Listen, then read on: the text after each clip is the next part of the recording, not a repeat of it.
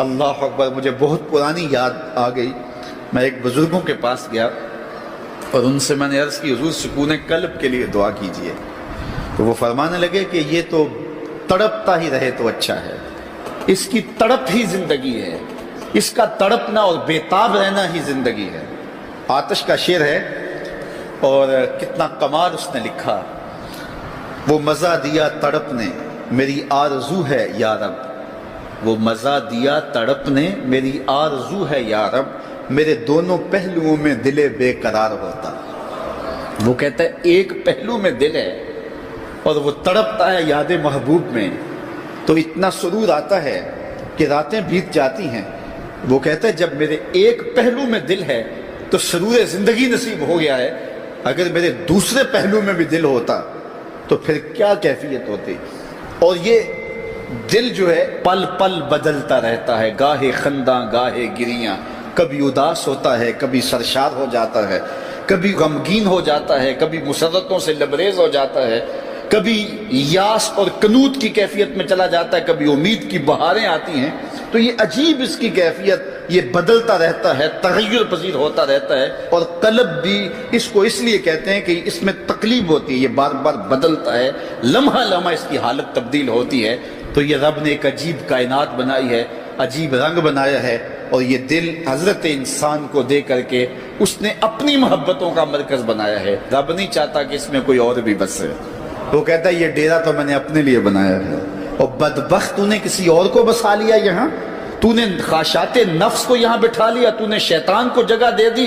اس تخت پہ تو میں نے بیٹھنا تھا، یہ تو میرے لیے ہے، یہ تو میری محبتوں کی آماج گاہ ہے، یہ تو میرے جلووں کا مرکز ہے، تو میں نے یہاں نزول اپنی رحمتوں کا کرنا تھا، تو نے کس غیر کو بٹھا لیا۔ یار حجلہ عروسی کے اندر اگر کوئی غیر ہو تو پھر غیرت مند محبوب تو وہاں نہیں آتا۔ غیرت مند محبوب تو تب آئے گا کہ اسے نکالو میں پھر آؤں گا۔ کہا خواہشات کو نکالو، حرص و ہوا کو نکالو، آرزوؤں اور تمناؤں کو نکالو، دل کو پاکیزہ مصفہ ستھرا منور اور مطہر کر لو، اور پھر آواز دو میرے مالک ہر تمنا دل سے رخصت ہو گئی، اب تو آجا اب تو خلوت ہو گئی۔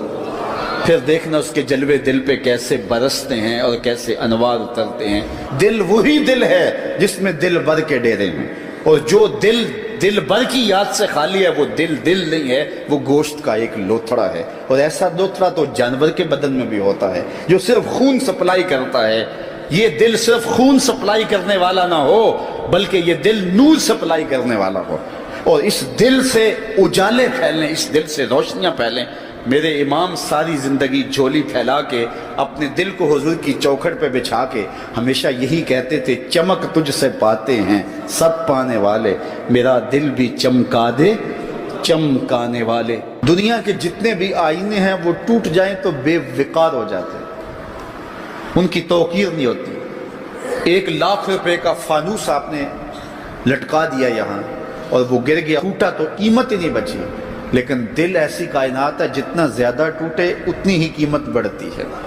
تو بچا بچا کے نہ رکھ اسے، تیرا آئینہ ہے وہ آئینہ، کہ شکستہ ہو تو عزیز تر ہے نگاہ آئینہ ساز۔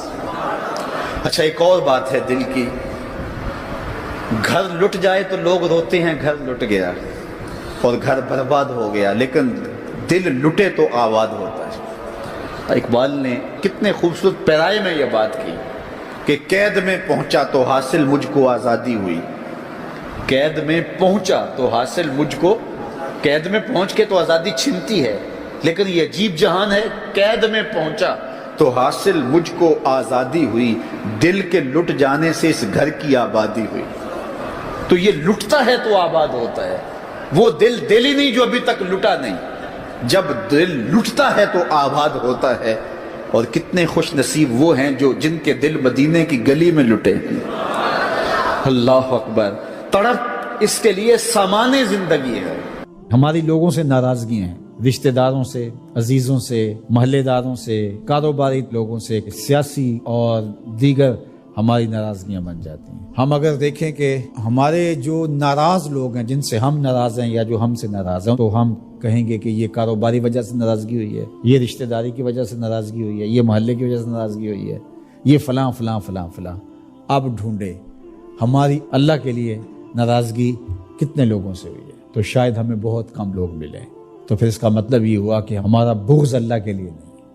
اس طرح الحب للہ، ہماری لوگوں سے محبت، لوگوں سے پیار، رشتہ داریوں کی وجہ سے پیار، کاروباری سانج کی وجہ سے پیار، محلے گلی کی وجہ سے پیار، یہ کلاس فیلو ہے اس سے پیار، یہ کالج میں اکٹھے پڑھتے ہیں ان سے پیار، ان کی فلاں جگہ پہ سفر پہ ملاقات ہو گئی تھی ان سے پیار. جب ہم شادی بیٹی کی کرتے ہیں تو کارڈ لکھنے بیٹھتے ہیں تو یہ رشتہ داروں کے لکھ رہے ہیں. ان سے تعلق کس وجہ سے ہے؟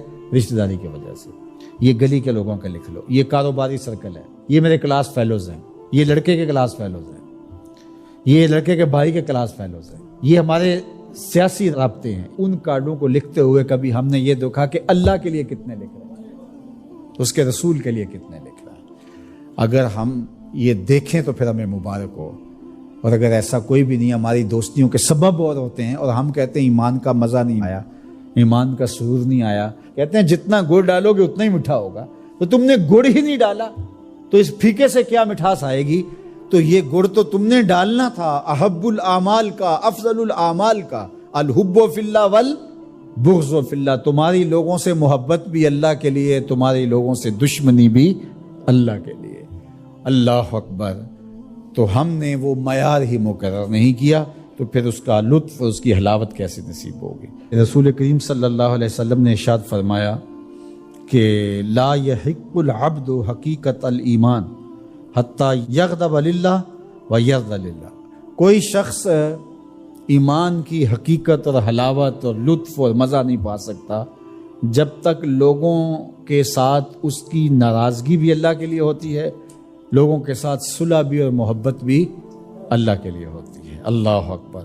فائزہ فعل ذالک استحق کا حقیقت. اور اگر کوئی شخص ایسا کر لیتا ہے، اس سے اس کی لوگوں کے ساتھ محبت اور نفرت کا معیار، اللہ کے لیے محبت اور نفرت ہے معیار یہ ہے، تو پھر وہ حقیقت ایمان کا نور پا جاتا ہے.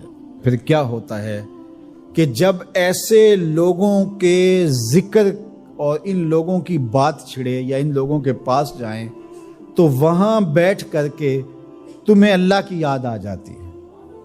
اور پھر دوسری بات ہے، جب تم اللہ کا ذکر کر رہے ہو، اللہ کا ذکر کرتے کرتے ان لوگوں کی یاد آ جاتی ہے. یعنی ذکر الہی میں یہ یاد آتے ہیں اور ان کی یاد میں رب یاد آتا ہے.